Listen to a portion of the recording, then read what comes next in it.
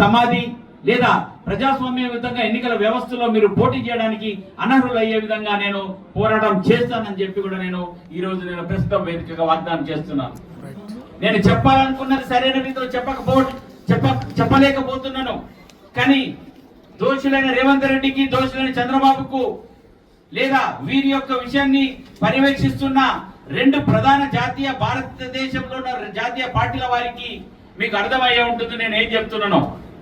Mister Rahul Gandhi ఆర్ఎల్స్ the guardian of political guardian అయిన సోనియా గాంధీ గారు, రాహుల్ గాంధీ గారి యొక్క తల్లిగా నేను సోనియా గాంధీ గారిని స్వీకరించదలుచుకోవట్లేదు.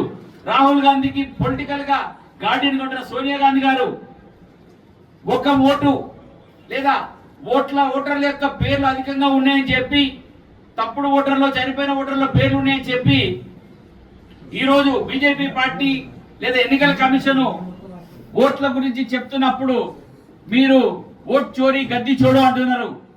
మిస్టర్ రాహుల్ గాంधी एक वोट का और 2-3 वोटर का अगर जान दो 200-300 वोटर का फेक वोटर से जीत गए सो वो उनको मोदी को और मोदी का बीजेपी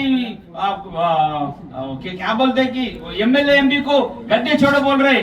फिर इधर तुम्हारा सीएम एमएलए के एमएलसी का वोटों में एमएलए लोग को खरीद करने के लिए अक्यूज होकर रेड हैंडेड हो गया, फिर उसका गद्दी कई को छोड़ो बोल कर नहीं बोल रहे।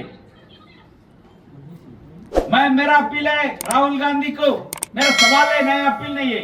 अगर आप वोट चोरी गद्दी छोड़ो बोले तो पहले एमएलए का वोटों को चोरी करे सो सीएम रेवंत रेड्डी को गद्दी छोड़ो बोल के उसको गद्दी निकाल दो। दूसरे कोई तुम्हारे एमएलए कोई जीत के आया उसको तुम तेलंगाना सीएम फौरन बनाओ, जब ही तुम्हें ये वोट चोरी गद्दी छोड़ो बोल कर निनाद पूरा देश का संगत लेके जाओ। అది నువ్వు చేయకుండా రాహుల్ గాంధీ గారు కేవలము ఎన్నికల ఓట్లది లేదా అప్పుడున్న ఎన్యూమరేటర్స్ ఏదో నమోదు చేస్తే వాటిపైన చెప్పి మోడీని నువ్వు బదనాం చేయాలని చూస్తున్నావు. ఆ పని రేవంత్ రెడ్డి నుంచి మొదలు పెట్టాలని చెప్పి ఈ సందర్భంగా నేను రాహుల్ గాంధీకి సవాల్ విసురుతున్నా. మరి బీజేపీకి నీకు డబ్బులు ఇచ్చిన బాబు, లేకపోతే బీజేపీ వాళ్ళు కానీ వైసీపీ వాళ్ళు కానీ టీఆర్ఎస్ వాళ్ళు పంపించిన ఈ ప్రెస్ మీట్ ఇవ్వడానికి చెప్పొచ్చు. బీజేపీ వారికి కూడా నేను చెప్తున్నా, మీరు ప్రజాస్వామ్యయుతంగా పరిపాలన చేయాలనుకుంటే సరే, జాతీయ పార్టీ కాంగ్రెస్ పార్టీ కలుషితం అయిపోయింది, అది విదేశీ చేతిలో ఉంది, లేదా రాహుల్ గాంధీ ఇటలీలో ఇంకో ఫ్యామిలీ ఉందని చెప్పి మీరేదో జిమ్మికులు చేసుకుంటూ పోతున్న కాంగ్రెస్ పార్టీకి నేను ఒక భారతీయ పౌరునిగా నేను మాట్లాడే మాటలు నా స్థాయికి తగినవి కావు అన్న సంగతి మీకు తెలుసు. ఈ నేను మాట్లాడుతున్న వ్యక్తులకు కూడా తెలుసు. ఉస్కా క్యా హాల్ హై, ఉస్కా క్యా తాకత్ హై అని చెప్పి రాహుల్ గాంధీ నువ్వు అనుకోవచ్చు, నరేంద్ర మోడీ నువ్వు అనుకోవచ్చు. కానీ నేను చెప్పబోయే కాన్సెప్ట్ మీ గుండెల్లో లేదా మీ యొక్క పార్టీ యొక్క కార్యాలయాల్లో చర్చించుకోవడానికి ఇది మీకు ప్రాముఖ్యం అవుతుందని చెప్పి ఈ యొక్క అర్హత లేదా ఈ యొక్క అవకాశము నాకే వస్తుందేమో. నరేంద్ర మోడీ నిజంగా రాహుల్ గాంధీ చేస్తున్న ఆరోపణలను నువ్వు ఎదుర్కోవడానికి నువ్వు సిద్ధంగా ఉన్నవేమో, కానీ రాహుల్ గాంధీ చేస్తున్న ఆ ఒక్క నేరం కాదు.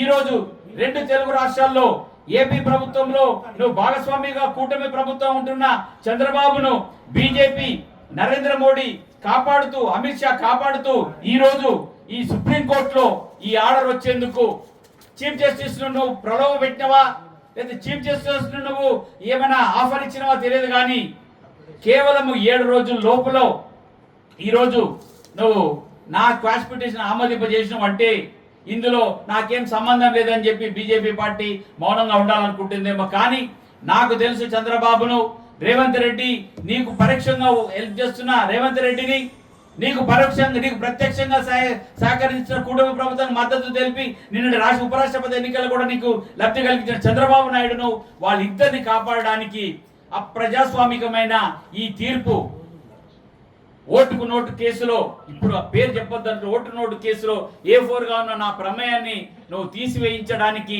కేంద్ర స్థాయిలో కుట్ర జరిగింది.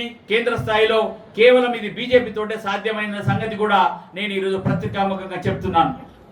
ఆ రోజు ఇన్ కెమెరా ప్రొసీడింగ్ ఇక్కడ జస్టిస్ శివశంకర్ గారు ఏ విధంగానైతే కేసు అయిపోయిన తర్వాత తెలంగాణ ప్రభుత్వంలో పోలీస్ విజిలెన్స్ కమిషనర్ చైర్మన్ గా పదవి తీసుకున్నాడు, ఇప్పుడు నేను చెప్తున్నాను మీడియా ముఖంగా రాసుకున్న మీ అక్షరాలు సాక్ష్యం ఉంటాయి. రికార్డ్ చేసుకుంటే నేను మాట్లాడిన నా ఆడియో వీడియో విజువల్స్ సాక్షిగా ఉంటాయి. ఇప్పుడు చీఫ్ జస్టిస్ గా ఉంటున్న రామకృష్ణ గొగాయ్ రేపు ఆయన పదవి అయిన తర్వాత ఇదే బీజేపీ పార్టీ నుంచి ఏదైనా ఒక నామినేటెడ్ పదవులు తీసుకొని ఆయన కూడా త్వరలో నా ఓటుకు నోటు కేసు ద్వారా క్విడ్ ప్రో కో ద్వారా ఆయన భవిష్యత్తులో ఏదైనా ఒక పదవిని అనుభవించకపోవడానికి ఆయనకు వాగ్దానం ఉన్నదని చెప్పి ఆ వాగ్దానానికి అమ్ముడు పోయి ఆ వాగ్దానానికి ఆశపడి ఈ రోజు ఈ ప్రజాస్వామ్యమైన తీర్పు ఇచ్చినని చెప్పి నేను చీఫ్ జస్టిస్ గారి మీద కూడా నేను ఆరోపణలు చేస్తున్నాను. ఆరోపణలు రికార్డెడ్ గా చేస్తున్నాను. నా ఆరోపణలు తప్పైతే దానికి తగిన శిక్షలు కూడా నేను స్వీకరించడానికి సిద్ధంగా ఉన్నానని చెప్పి కూడా తెలియజేస్తున్నాను. ఇంకెమరా ప్రొసీజర్ నా పేరు తీసేసి స్టేట్ లెవెల్ తెలంగాణ హైకోర్టులో 2 పార్టీలకు లబ్ధి చేసిన జస్టిస్ శివశంకర్ ఇక్కడికి 500 మీటర్ల దూరంలో బీఆర్కే భవన్ లో పదవి అనుభవించుకు రాజభవన్ అనుభవించుకుంటే ఎవరు శివశంకర్ అన్న అనుకుంటా. ఆయనకి ఏ పని ఇక్కడ? తెలంగాణ పోలీస్ ఆఫీసర్ గా తెలంగాణలో పనిచేసిన చీఫ్ జస్టిస్ లేరా? తెలంగాణ హైకోర్టులో రిటైర్మెంట్ ఏంటన్నా తెలంగాణ ఎస్సీ ఎస్టీ బీసీ న్యాయమూర్తులు లేరా? వారి పదవి ఇవ్వచ్చు కదా. రేవంత్ రెడ్డి అంటే రేవంత్ రెడ్డి అని అన్నందుకు మీరంతా ఓ రేవంత్ రెడ్డి ఇచ్చిన అనుకుంటారు, కానీ ఇది రేవంత్ రెడ్డి కాదు. ఇది రేవంత్ రెడ్డిని ఇప్పటికీ కాపాడుతూ అప్పుడు పెంచి పోషించిన చంద్రబాబు యొక్క ప్రోత్బలంతో శివశంకర్ కి పదవి వచ్చింది. దీన్ని బేస్ చేసుకొని రేపు నా ఇదే ఓటుకు నోటు కేసులో హైకోర్టు యొక్క తప్పుడు ఆధారాలను నిజమని చెప్పి నమ్ముకొని ఏదైతే ఆయన స్టేట్మెంట్ ఇచ్చిండో చీఫ్ జస్టిస్ గవాయ్ కూడా ఈ రోజు ఆయన కూడా రేపు త్వరలో ఏదైనా ఒక చైర్మన్ పోస్ట్ కింద ఏదైనా ఒక రాజ్యసభ కానీ ఇంకేదైనా పోస్ట్ తీసుకొని ఆయన క్విడ్ ప్రో కింద అనుభవించడానికి కూడా సిద్ధపడి అన్ని అగ్రిమెంట్లు అయిన తర్వాతనే నా పేరు తీసేసి నన్ను ఇక్కడ ఫుట్పాత్ లో పాటేసిన సంఘటన జరిగింది. అయితే నాకు కూడా మంచిదే. కేసులో ముద్దాయి 10 ఏళ్ళు పిలిపించుకున్నా.